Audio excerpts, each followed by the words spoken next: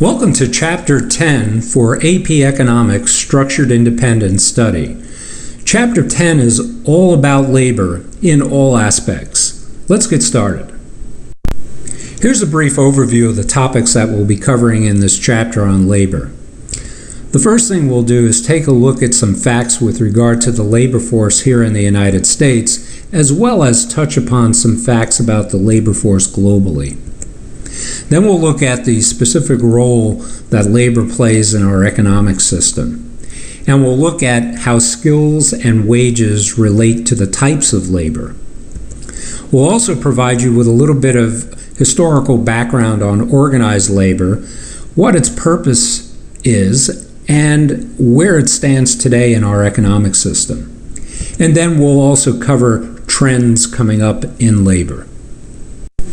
Let's start with taking a look at some facts about our labor force. And in particular, let's define labor force for you. Here's the working definition. Our labor force is all non-military people who are employed or unemployed, and that is approximately 150 million people in the United States. And as our population is now a little over 300 million, it's roughly half the population of the United States is considered part of the labor force. Now, how that breaks out between private and public sector employment, meaning businesses and government, is that 88% generally of the labor force winds up working in the business environment and 12% for government.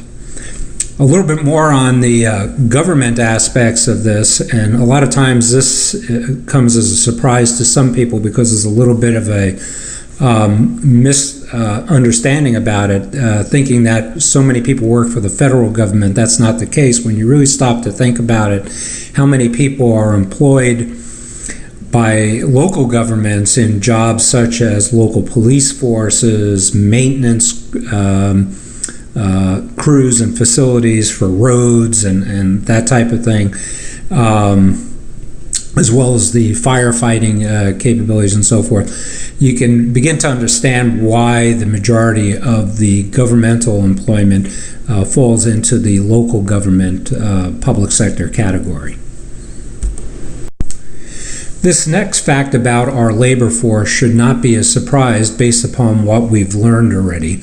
And that is that the private sector employment is a reflection of our current economy. And that current economy is characterized as a service and technology economy.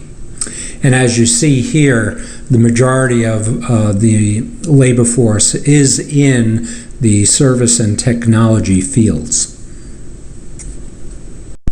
So since the largest portion of our labor force works in the private sector, you may also be wondering what the future holds for employment in the private sector.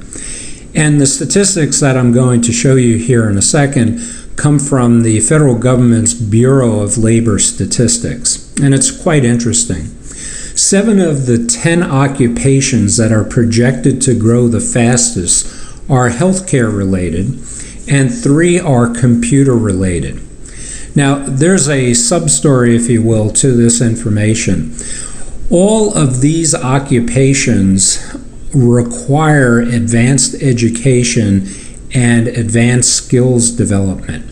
So, recommendation here for your future employment, and if you want to go where the jobs are going to be and the money is going to be, you'll want to make sure that you're lining up and taking care of the investments in your education so that you'll be prepared to take advantage of what is coming down the road. So with regard to the approximate 150 million people who make up our labor force, who is really considered to be employed? And there are 3 general facts about the qualification of being considered employed, and I'll cover them here. The first is that people who are 16 plus years old and older that have worked at least 1 hour for pay within the past week are considered employed. Now, 2 things here. It's very common for us to be thinking, for people to be thinking, as we've talked about the labor force and employment here, to be gravitating towards full-time employment. This includes both full-time employment and part-time. Also, why the 16 plus years old? Well, a long time ago, actually it was the early 1900s, that the United States outlawed child labor. And as probably many of you know, you have to be generally 16 to get your working papers to even work part-time. The second characteristic that will qualify somebody as being employed is if you've worked at least 15 hours without pay in a family business. Now, family businesses have to be very careful with this, and I'm not going to, because of the limitation in time here, get into specific examples as to why, but be sure to catch my explanation of this in our course resource center, where I explain how family businesses can get into trouble with regard to having family members working beyond 15 hours and not including that in tax records and the like. So be sure to catch that explanation.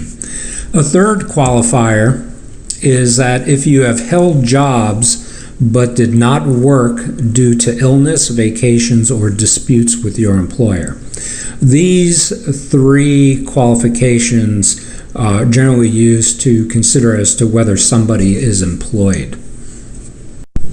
Having now considered what would qualify you as being employed, it's natural to look at the other side of the coin as to what would qualify you for being considered unemployed. And there are four facts I'd like to cover about that. The first is that you are unemployed or considered unemployed if you're 16 years of age, not working, and not institutionalized. And what we mean by institutionalized is if you're a full-time student, or if you happen to be in prison, or if you've been committed to an asylum, you are considered institutionalized and you're not included in the unemployment figures. Second fact about qualifications to be considered unemployed is if you're temporarily laid off from your job. A third would be if you actually lost your job but are reporting to a new job within 30 days, you're considered unemployed. Now this last fact, or the fourth one, is kind of interesting, and I'll talk more about it here in a second. Let me give it to you first.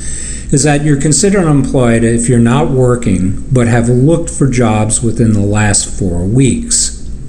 Well, that begs the question, well, what happens if you've either stopped looking or if you're not working and you've been looking for more than 4 weeks? What happens? Well, I'll get to that in a second. But let me also point out here, note that full-time at-home parents are not included in the unemployment statistics. So if we take full-time at-home parents and we take a person who maybe has stopped looking for work or has been looking for work beyond the last 4 weeks, that's a lot of people who are not considered or counted in the unemployment statistics.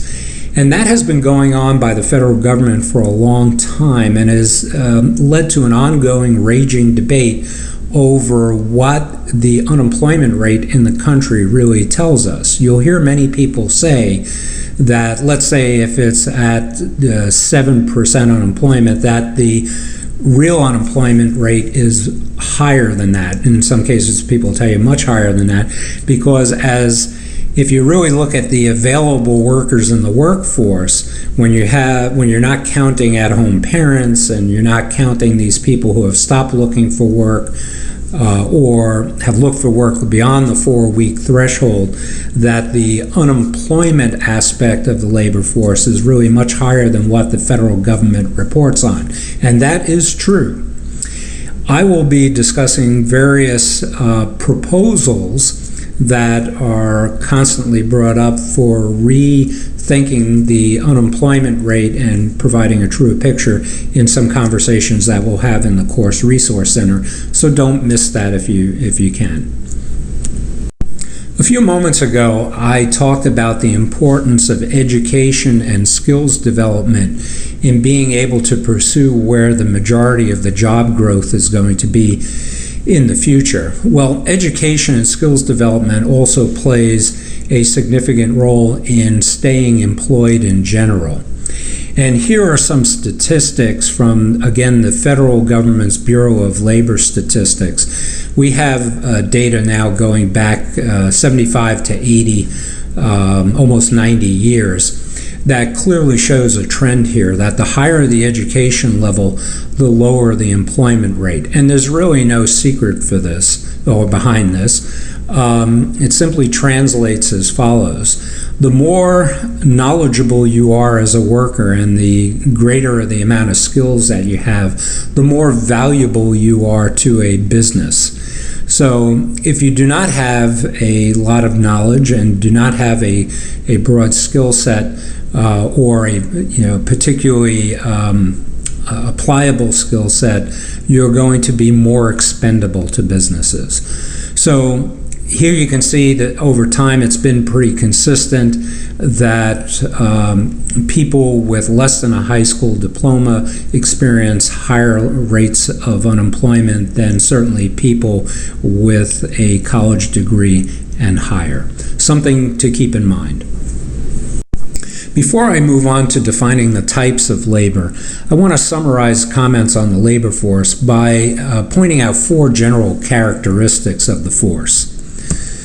The first is that labor in general is a commodity that's bought and sold. And as a commodity, it's subject to the laws of supply and demand, and the price of labor is dependent upon market conditions. The second characteristic from the labor force is that most people are employees and not employers. And interestingly enough, this is despite 75% of businesses being sole proprietors. Third characteristic is that employees often have limited control over the condition of their work, meaning the hours they work, the wages, and even in some cases safety conditions. As an illustration, I often ask students that are assigned to this course who have a part-time job, as an example, whether they get to be able to define their work hours or choose their work hours. And certainly while some have the ability to do that, the majority of the student workers do not have that ability to control work hours. That's pretty well defined by the business and the supervisor that they work for. The fourth characteristic is that in today's world, approximately 12% of the workers in the United States belong to a labor union. That number is down significantly from what we saw in the early 1900s, and I'll explain more about that later in the chapter. Now we'll move on to taking a look at the four types of labor, the four classifications of labor, if you will. The first we'll look at is the unskilled worker. These are workers that have no specialized skills, and traditionally they earn an hourly wage, get paid by the hour. Some examples of people performing job functions in this area are restaurant servers, farm workers, and messengers. The second type of labor is called semi-skilled. These workers have some specialized skills and education. They are also usually paid by the hour. Some examples here are short order cooks, which is a really tough job, and construction workers. The third type or classification of labor is called skilled labor. These are workers that have very specialized skills and need little supervision to carry out their job or their tasks. Traditionally, they're paid by the hour. Now, the list of skilled workers or labor is very long. It includes all types of mechanics, plumbers, carpenters, and the like. Now, these first three types or classifications of labor are known in our society traditionally or commonly as blue-collar labor. And let me give you a little bit of history behind that as to why they're commonly known as blue-collar labor. As you may note, in all three of these categories of jobs, unskilled, semi-skilled, and skilled, the workers are working in work environments where they're handling all types of materials and fluids and so forth. And these work environments, there's a tendency to not only get your hands dirty, if you will, but also have the opportunity to soil the clothes that you're working in because of the materials and fluids you're working with.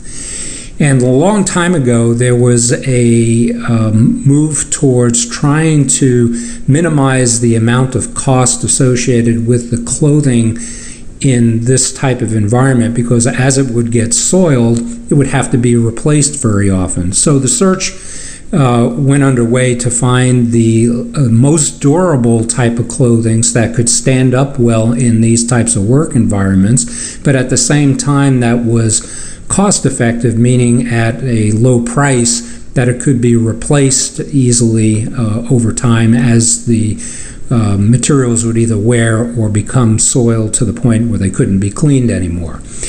And I don't think it's a surprise to you that probably the most durable and cost-effective clothing for this type of environment would be denim, and the least cost type of denim would be blue denim. So traditionally, workers in these environments wound up wearing not only jeans but also jean-type shirts.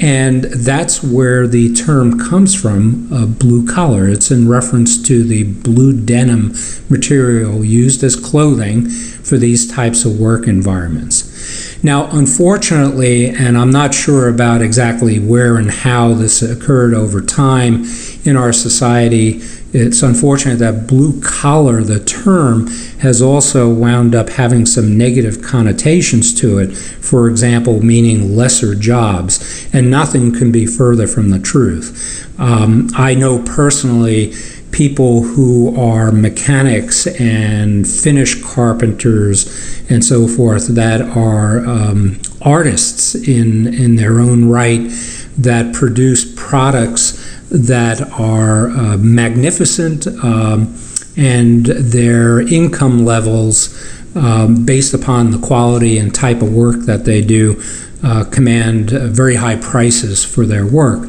And their work is anything but menial or degrading, if you will. So don't put the blue-collar type of labor and type of job into the category of being lesser type of work.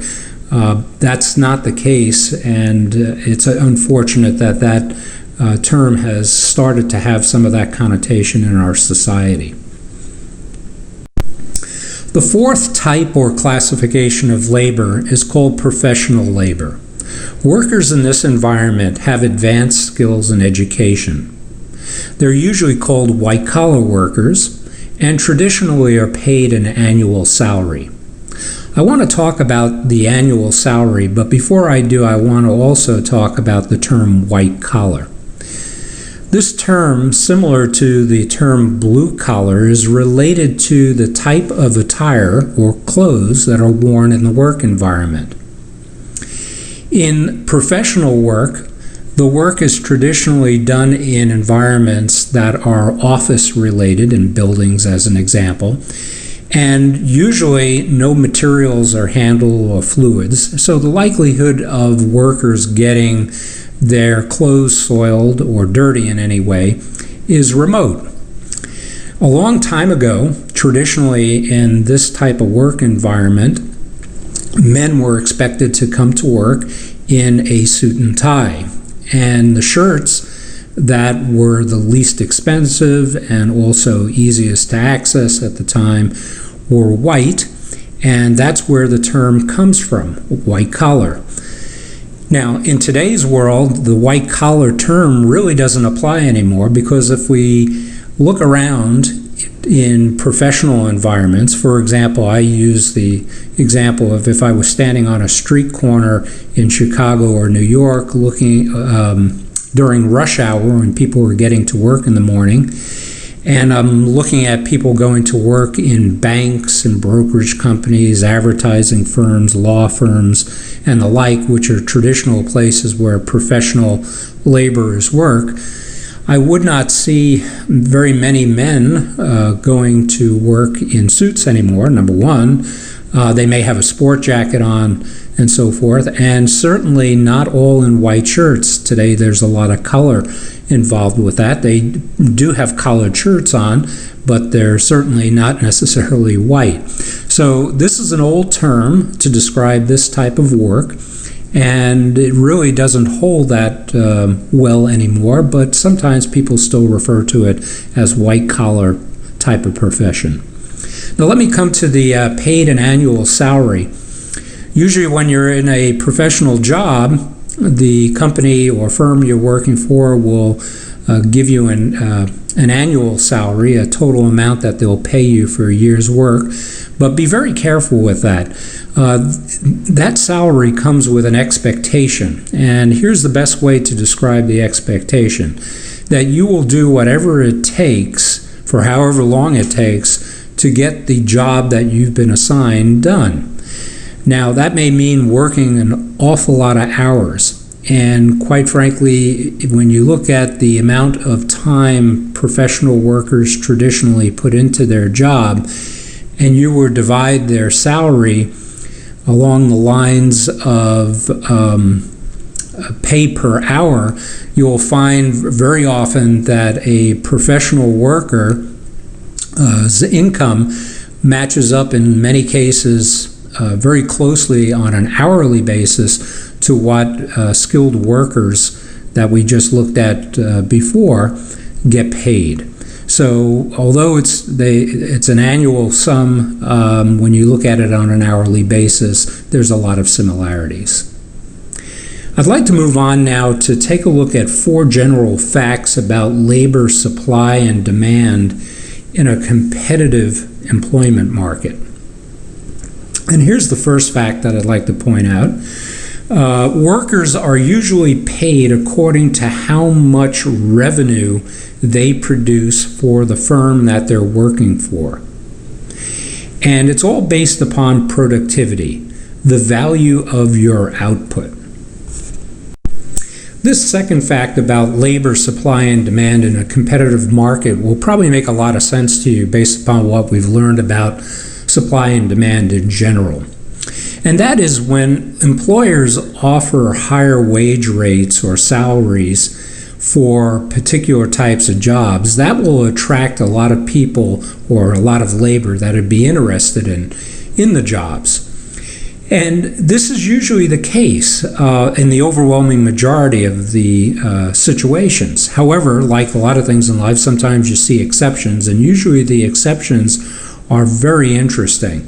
And we happen to have a very interesting situation here in the United States presently, where we have a tremendous number of jobs in the high-tech industry, particularly computer and information systems, as well as generally in engineering and in finance, that are being offered at very high wage and salary rates. However, the quantity of labor being supplied or running after that is nowhere near our ability to fill those positions. Now, there's a lot of theories as to why that has been occurring, and a lot of debate over that. And obviously, the workers who apply for those jobs have to meet the skills requirement, and there needs to be a significant investment in education and skills for people to be able to land those jobs and enjoy those higher wages and salary levels. So we're seeing an exception to that. I don't know when that is going to change, but generally, the higher the wage rate, you'll get a lot of people interested. Also, and this will make sense based upon what we have come across in our preceding chapters, firms will respond to labor shortages and wage increases by substituting machines for people wherever they can. In other words, they'll replace human capital with physical capital. And I don't think I have to go into the specific reasons why you would want to do this. Obviously, the cost of ownership of the physical capital as opposed to the human capital is better for a firm usually, and that will drive that type of activity. This fourth fact about labor supply and demand will probably make a lot of sense to you as well based upon what we've learned so far. Just like any product or service, labor has an equilibrium price or an equilibrium wage. It's a wage rate that neither produces an excess supply or excess demand for labor. Now I'd like to talk about the 5 factors that have an effect on wages and what people are paid. And the first factor will probably be no surprise to you is that the skill required on the job is a big item. And here I'll try to inject a little bit of comedy for you. Some of you are probably familiar with this image that has come up on the screen. It's the ubiquitous Krabby Patty that's served up by that sole proprietor, Mr. Krabs, at his establishment called the Krusty Krab. But you guys probably know that this is the character that is truly responsible for the Krabby Patty. SpongeBob holds the secret recipe for that, and in Bob's case, his skills in producing the Krabby Patty are what get him to be able to keep his job, not necessarily what it affects his wages, because if it was up to Mr. Krabs, he wouldn't pay anybody anything. But certainly SpongeBob's skills in this case at least get him to keep his employment with Mr. Krabs at the Krusty Krab. So skill required does have an effect on wages. 2 other things, type of work and working conditions. Let me take type of work first. Lawyers get paid an awful lot of money because of their knowledge of the law and applying of the law, and that type of work pays off fairly handsomely. Firefighters and policemen get paid a nice income and wages or salary because of the working conditions that they have to deal with, in many cases being very dangerous. Another factor that will affect wages is the number of available workers to take jobs. And a few minutes ago, I talked about a classic case of this, where I mentioned that in the high-tech industry, also general engineering, and the financial industry are looking for workers and are willing to pay rather high wages and salaries to qualified workers to take jobs in those industries. And the reason for that is that there are not enough available workers to fill those spots. So there's an incentive there for that. The next factor, the 5th factor that will have an effect on wages, unfortunately, is discrimination. And discrimination has played a much more significant role in our past in our country than it does today. However, we should be realistic that discrimination will probably never disappear from our economy and will always play a role in affecting wages, probably in one shape or form. And discrimination comes in 2 forms. It comes in gender discrimination as well as race discrimination. And let me talk about gender discrimination first. For a long time, it was very difficult for a whole host of reasons for women to break into the ranks of senior executive positions at major corporations. And this was commonly referred to as a glass ceiling. And it put a limited career and earnings potential on women. Today, this probably still exists, but we've seen some progress in this area, in that there have been quite a few women that have actually taken on the responsibilities and done very well as chief executive and chief operating officers of major corporations. So while it was a much bigger problem in the past, we seem to be making some progress, never enough in this area of gender discrimination. Let me move on and talk about race discrimination. Race discrimination has been with us for a long time, and again will probably continue to be with us. However, a number of years ago, race discrimination began to be impacted by a set of programs put in place by the federal government and also some state governments that were collectively called affirmative action programs. Affirmative in the sense of affirming the contribution of all races to our workplace.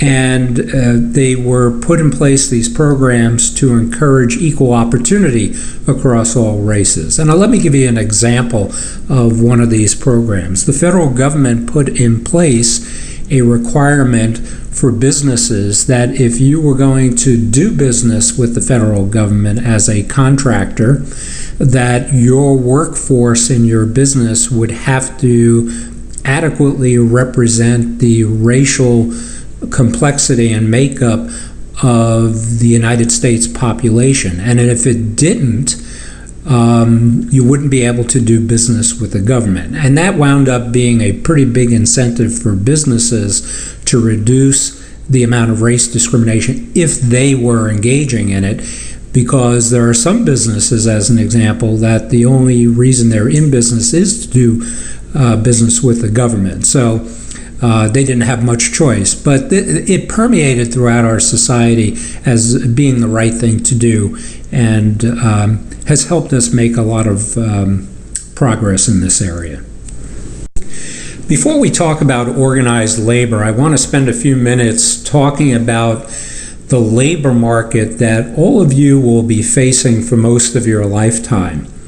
And in doing this, I'm going to summarize some points from a very famous book that has been written recently by Thomas L. Friedman called The World is Flat. I highly recommend that you read this book. It's a very interesting and easy read, and it'll give you a very clear picture as to what's coming up over the next 50 to 80 years here in terms of the labor market. And here's what Friedman has to say. By flat, he means that there are no boundaries or inhibitors anymore in the labor market and in business and economies in general. And there are three things that have caused this. The first is the victory of capitalism, because capitalism has now globalized all markets. The second thing that has caused this is the extreme advancements in and cost reductions in technology, and what technology has enabled businesses to do to compete and offer their goods and services globally. The third cause of this is the understanding that has been realized across the globe of the importance of education and the availability of education. It has become to be understood the value that skilled and professional workers provide to businesses in terms of productivity and increasing the overall value proposition for goods and services. And the availability of the education for people to be able to get what they need from a training and education standpoint to turn themselves into those valued skilled and professional workers. The cost of doing that has dropped dramatically, and the accessibility has increased dramatically, as you can find that training and education in a variety of web-based services these days. So, a flat world, what's the impact? Well, let's start with some fundamental concepts here. We have the victory of capitalism, and that has translated into freedom. And when you have freedom, you have open markets. And when you have open markets, that's turned into opportunity for people. And when you have opportunities presenting themselves, you have competition, especially for people competing for jobs. And that competition is good, as we have seen, because that promotes innovation and growth. Technology advancements have had an enormous impact on our labor market and the world, as it allows any job to be performed anywhere these days, and that has turned into more productivity and more efficiency because of lowered costs. Here's a remarkable fact that really puts this into perspective. The world now produces more semiconductors to drive technological products and services at a lower cost than grains of rice. Also, the impact of understanding the value of education and also how accessibility to education has been increased dramatically. It's producing workers with more and better skills. It has knocked down language barriers. And these two things combined have also made the global workforce more productive and efficient. So we now have a flat world. Well, how does it really affect you?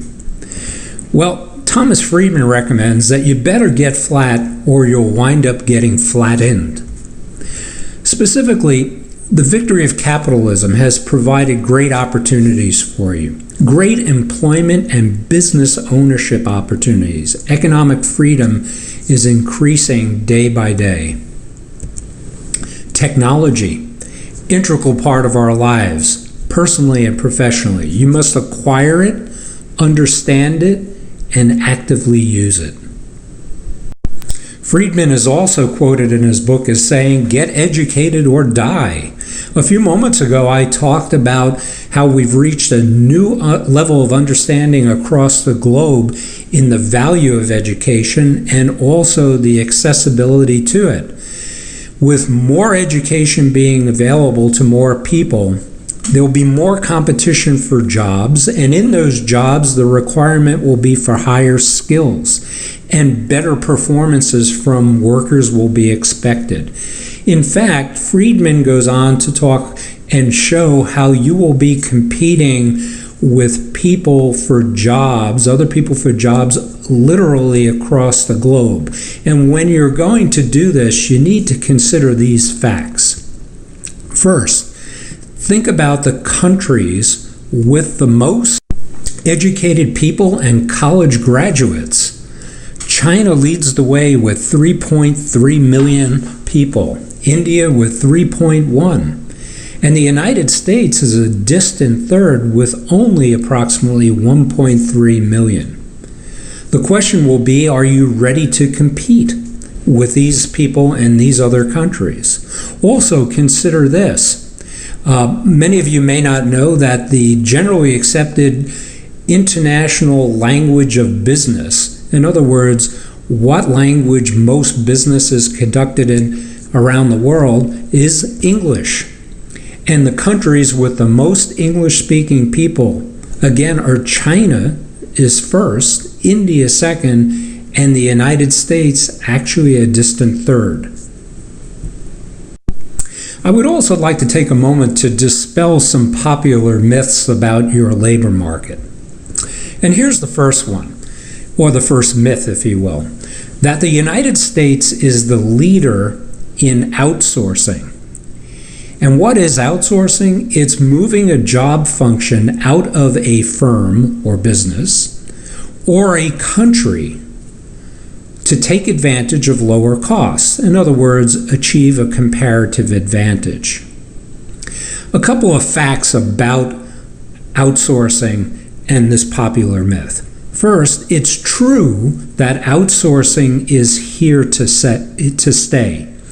And let's take a quick look at the biggest recipients from a country standpoint that are taking in jobs from outsourcing. India has been the biggest recipient of outsourced jobs, China second, Mexico third. However, it's not true that the United States is the leader in outsourcing jobs to these countries, as Germany is the leader. Here's another myth. Outsourcing is bad for labor, as it has caused net job losses in the United States. Well, here are some facts about that. That's not true. The United States employment since 1993 up until the Great Recession of 2008, which, by the way, was not caused by anything related to global trade or outsourcing. United States employment since 1993 to 2008 was up 24%. Here are some other facts that will dispel this myth about outsourcing being bad for labor here in the United States. From 1995 to 2007, just before the Great Recession, again not caused by outsourcing or free trade, the United States averaged a record 4.5% unemployment rate. If it's hurting jobs, we can't see it. Second, from 1995, again up to the Great Recession, United States real wages have increased 19%. And the United States is still the largest manufacturer in the world by a factor of 40%. And that's where the focus of this complaint about outsourcing being bad for labor having the biggest impact, it was claimed in manufacturing. And the United States is still the dominant manufacturer in the world. Here's another popular myth, that free trade, which is the removal of all import and export restrictions between countries, is bad for the United States. Well, the facts using the North American Free Trade Agreement, one of the biggest free trade agreements in the world and most extensive, clearly shows that it's not true. Let's take a look at the facts. First, since the signing of the North American Free Trade Agreement in the early 1990s, there's been a net increase in employment for each country that has participated in the agreement, primarily Mexico and Canada. And again, in the United States, employment is up 24% and real wages 19%. Also, annual trade between the three countries, Mexico, the United States, and Canada, has more than doubled in 10 years, from $306 billion to well over $700 billion. So with regard to these myths, here are the combined benefits that we've experienced from outsourcing and free trade. First, we now have more jobs at higher salaries. Second, we've been the recipient of products and services that we've been able to enjoy at lower prices. And third, the lower prices and the great variety of increased number of choices in goods and services provides us and the other countries who have participated in the free trade agreement with a higher standard of living. Let's now take that look at organized labor here in the United States, and we'll start with a simple definition again of labor unions to refresh your memory. The labor union is an organization representing workers that negotiates with management of a company, a firm, or an industry for improved working conditions, wages, and benefits. Now, there are two types of labor unions. Here's the first. It's called an industrial union. This is an organization of workers in a single industry who perform a variety of jobs within the industry. An example of an industrial union would be the United Auto Workers. The second type of labor union is called a craft or trade union. This is an organization of workers in a single occupation or a specific craft. For example, carpenters have a union, so do electricians. As an example, I'll use electricians. The IBEW is the craft or trade union for electricians. That stands for International Brotherhood of Electrical Workers. Some of you history buffs may recall seeing this concept started during the Middle Ages when it took the form of craft guilds that were formed in Europe, where people of specific trades got together to set standards for the type of work to be done, and in some cases, a general price for a good or service that was produced. I'd like to move on now to talk about the three types of union workplaces and do this from a historical perspective. And the reason for that is by doing it from a historical perspective, you will be able to see some of the things that are permitted in a union workplace these days and some things that are not.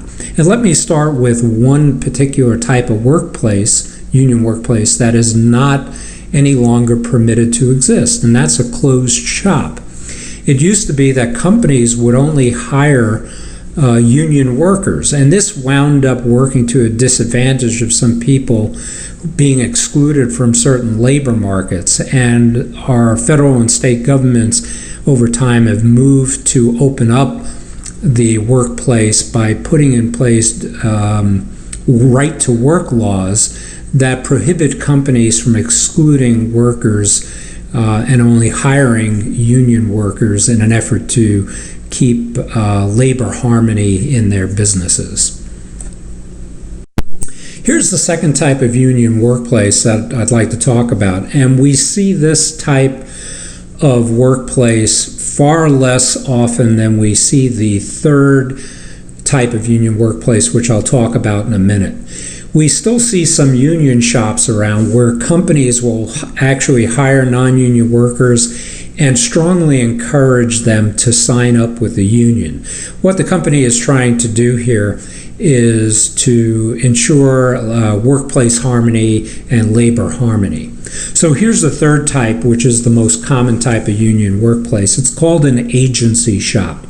In this situation, the company will hire non-union workers and will take a neutral stance on them joining a union. However, the company will go to great lengths to make sure that workers get paid union wages and pay union dues or similar types of fees for any benefits that the union would be providing its members with. As I have mentioned, labor unions are responsible for negotiating agreements between management of a company or an industry and the workers that they represent. Now, this process of negotiating agreements is called the collective bargaining process, the process in which union and company representatives meet to negotiate a new labor contract. Sometimes it's done annually, most times it's done for a number of year period. And when this is starting, you'll very commonly hear on the news a phrase used when they interview union representatives or company representatives, if it's a big union negotiation, as to what is on or off the table to negotiate. And when that phrase is used, it's referring to things like, are wages up for negotiation, benefits, working conditions, and even job security.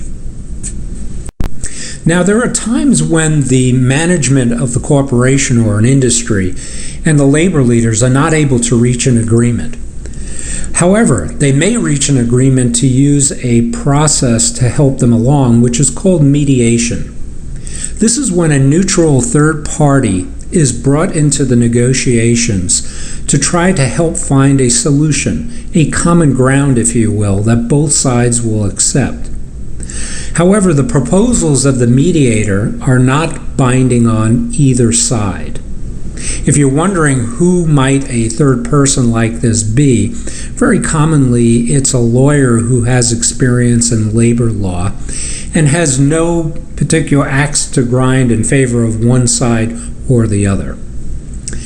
There's also another option to try to reach an agreement if the parties cannot do so, and it's a process similar to mediation. It's called arbitration. As a matter of fact, it's the same process where the neutral person is brought into the negotiations. However, in this case, the decision made by the neutral third person, called the arbitrator, will be binding on both parties, management and the labor union. This has to be clearly stipulated between the two parties going into arbitration that they are arbitrating as opposed to mediating, and that's usually put in writing. Now, I'd like to take a moment and talk about the two tools used by organized labor if contract negotiations with management fail. For that matter, these tools are very commonly used even if the negotiations don't fail. They're used even while the negotiations are going on. Some of these you might be familiar with. The first is the strike. It's an organized work stoppage. What they're trying to do here, the union members, this is put pressure on a business to get its attention on its demands. And there's no better way than doing that than to stop production. And a strike is a union's primary weapon to try to leverage itself. Usually accompanying a strike, you'll get pickets. And these are striker demonstrations, as you see here in this picture. The purpose behind and the philosophy behind this is to draw attention to the union's plight, if you will, and gain the sympathies and considerations of the public in general to what they're asking for. On the other side, management also has some tools available to it to leverage its strength during the negotiating process.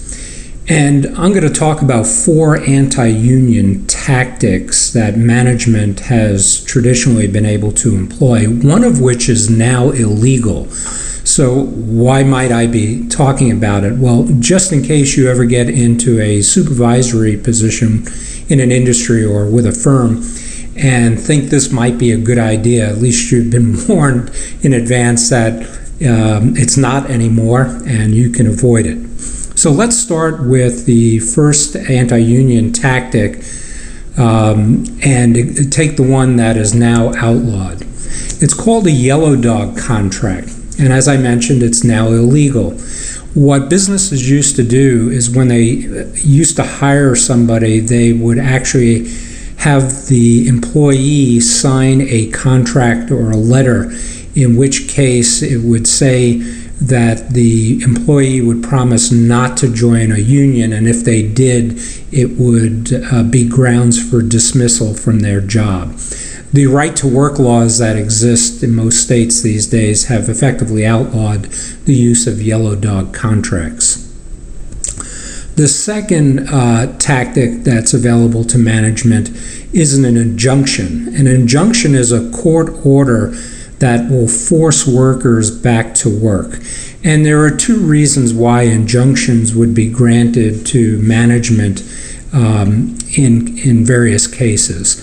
The first is we need to remember that businesses have a right to operate and conduct their businesses as well. If you recall back to even Chapter 9, businesses have all the rights of an individual, okay? And they shouldn't be held hostage to a group of workers, completely withdrawing the workforce from a business and causing it to cease to operate and function. So as long as a business has engaged in negotiations and has shown good faith in trying to work out a deal, and if the union refuses to carry the negotiations further, a business can appeal to a court for an injunction, and they're very likely to get it.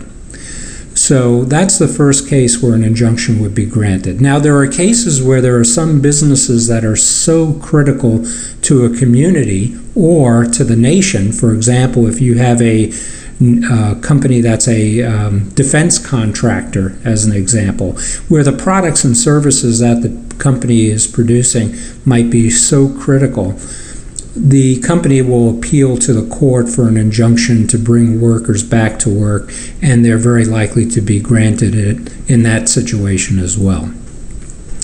The third type of anti-union tactic is a company, and this doesn't happen too often, will actually hire strike breakers. They're called scabs by the union. These are non-union workers who cross picket lines to go to work. And we've had plenty of cases in the history of our country where scabs need to be very careful.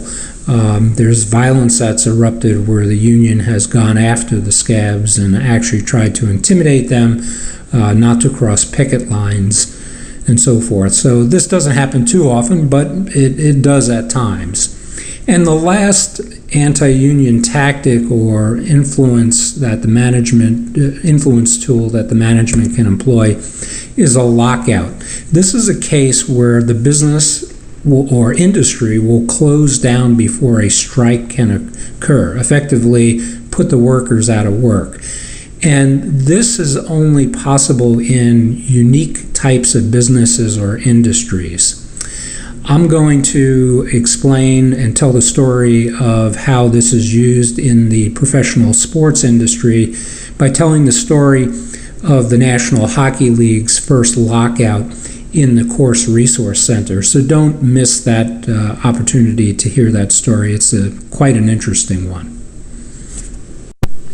Organized labor has played a big role in the development of our economy over the past century and a half. And it's good for you to know about some of the key developments behind the rise and evolution of organized labor to bring it to where it is today. So I'm going to touch on a couple of these points. The first one is that labor unions were formed in the United States in particular, but also all over the world, in response to the alleged abuse of workers during the Industrial Revolution. And I have the question here, was this abuse really true? And I think back in Chapter 3, I had brought this question up as well.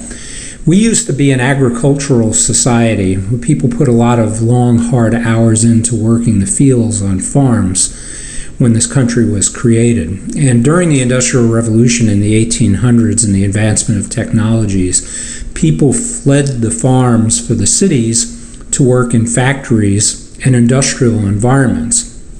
And there were two reasons that they did that. First was for higher levels of pay and also a higher standard of living, and really has brought into question among historians these days as to whether working conditions were really worse off in the factories versus what people experienced in terms of the hours and the hard work that were put in on the farms. So that's a raging debate that was continued. But given the consideration that some people believe that the conditions in the factories were abusive, and granted, you need to put that into perspective based upon the safety technology that was available at the time, which was limited.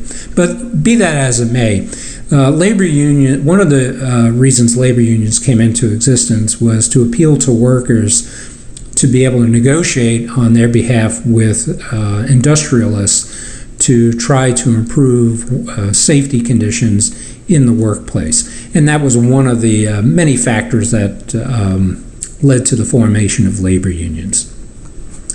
The second development was that in 1869, the first union was founded in the United States, and it was called the Knights of Labor. And the Knights of Labor was an industrial union, unsuccessful because an industrial union was the wrong model for the time. The United States industrial economy was in its infancy at that time, and we really didn't have a whole lot of industries. Today we have an auto industry, a transportation industry, and the list goes on. And today an industrial union is more applicable, but they just didn't have the right organizational structure for the time, and that's why it failed. The organized labor movement quickly got its act back together, and by 1886 we have the formation of a craft union, and that was led by Samuel Gompers, who is considered the father of the American labor movement. He founded the AFL, the American Federation of Labor, which was a craft union that went around and organized workers in specific occupations. For example, carpenters, masons, and so forth. And that was the right approach at the time, and that was very successful. When we reach the period around 1935, we have the formation of a union organization. It's called the Congress of Industrial Organizations. And this organization was an industrial union, and the CIO has been very successful.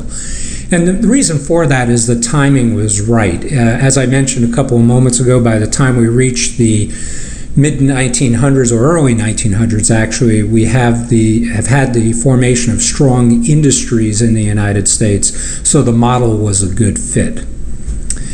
During the Great Depression era in the 1930s, the government also saw fit to help out organized labor with a couple of pieces of legislation. 3 acts in particular went a long way to helping labor in their relationship or negotiations with management. The first came in 1932 with the Norris-LaGuardia Act, which did a whole set of things. It outlawed yellow dog contracts, also made it a little bit more difficult for businesses to get injunctions, and helped the organized labor groups get on a little bit stronger footing. The second piece of legislation was passed in 1935, and it was the National Labor Relations Act. And this act did 2 things. First, and very interestingly, it officially gave workers the right to organize. Now, as you've seen, organized labor or unions had been around since the late 1800s, but the government actually didn't recognize them. And what management used to do is used to actually file lawsuits against the unions and the workers on the basis of antitrust violations in terms of dominating a workforce and monopolizing, if you will, to use a bad term, the workforce to hurt the particular business or industry. So the government felt that it needed to step in here to give the unions some credibility and a license, if you will, to officially represent the workers in a given industry or business. It also set up the National Labor Relations Board. This is a government agency which is comprised primarily of labor lawyers who provide the function that we talked about related to what we talked about before with mediation and arbitration. So here the government has actually hired labor lawyers to help facilitate labor harmony by providing that service to management or the industries and businesses as well as the labor unions through the National Labor Relations Board. The third piece of legislation was passed in 1938, and it's called the Fair Labor Standards Act, and this did a whole bunch of things that helped workers in general, but also the organized aspect of it in the unions. It did such things as created the minimum wage, which you're familiar with. It helped to define what overtime was in the workplace, and it finally we got around to outlawing child labor.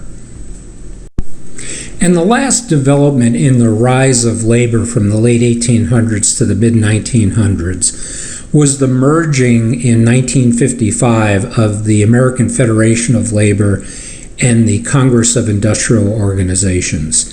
And what they were trying to do here is obviously seek power in numbers. Now, since the middle of the 1900s, organized labor in the United States has been on a significant decline in terms of the number of workers represented through unions. And there are 6 factors for this decline in organized labor. First, organized labor managed to develop a bad reputation through 2 things: an abuse of power, corruption, and involvement with organized crime. Also, taking on more and more so over time, heavy socialist influences in terms of its philosophy and standings. The second factor has been the right to work laws. And I have mentioned a couple of times that most states have right to work laws, but now there's also a federal right-to-work law. It's called the Taft-Hartley Act. And the whole purpose behind the right-to-work laws is that workers cannot be forced to join a union in their workplace. The third factor in the decline of organized labor is once again a change of the United States economy. As I've talked about in the past, how we moved from an agrarian or agricultural-based economy to an industrial-based economy. In the mid-1900s, we started the very quick shift also to a service and technology-based economy. And why would this have an impact on organized labor? Well, people working in service and technology-oriented jobs, those jobs require a higher skill set, and the workers, based upon the higher skill set, are inclined to negotiate on their own behalf for all the things that unions had traditionally offered workers in the past. So workers in service and technology-based jobs are fundamentally more independent than workers in industrial positions. A fourth factor in the decline of organized labor is the globalization of the economy.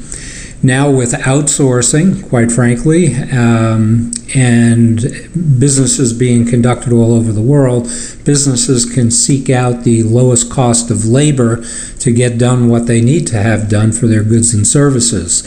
And in many cases, with having something manufactured overseas, it does eliminate jobs here in the United States. And when it does eliminate jobs, especially the lower skilled jobs, which has always really been the target of organized labor in terms of representing a workforce, with those disappearing, there's less union members and therefore has led to the decline in membership. The next factor is the rising proportion of women in the labor force, and this relates to the decline of organized labor in two ways.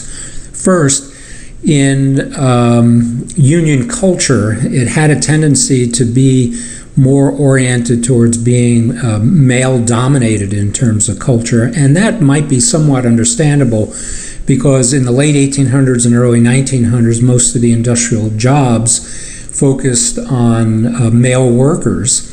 And in the change to a service and technology economy, we find women in service and technology jobs more so than industrial jobs. So with the combination of the type of work and also the cultural aspects of this, women are less inclined to participate or join up as part of a union movement.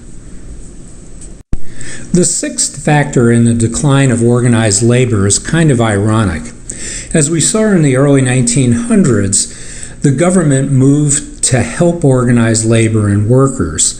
However, over the long term, the regulation and the legislation that has been put in place has wound up taking power away from the labor unions. The things that the unions used to negotiate for on behalf of workers have now been put in place through the regulation and the legislation, such things as wage rates, like with the minimum wage, items regarding workplace safety through the Occupational Safety and Health Administration, even things like unemployment insurance and Social Security. Before those federal programs were put in place, it was actually the labor unions that would provide unemployment insurance to workers in the cases where they got laid off, and also some pension benefits.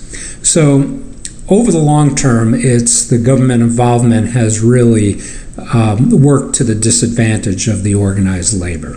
This brings us to the end of Chapter 10, and we look forward to seeing you in Chapter 11.